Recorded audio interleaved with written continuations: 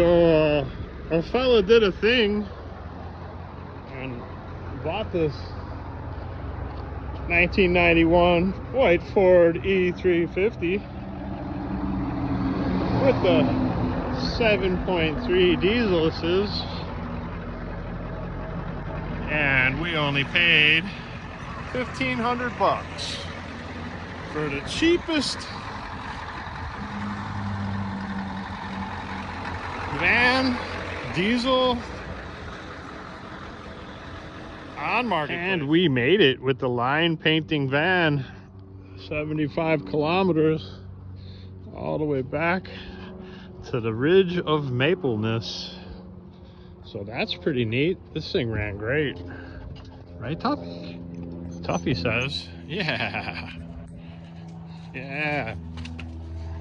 Brakes don't smell bad, the engine smells good. Still got our temporary tag on there. I just gotta load up the motorcycle and go drop this off at the farm.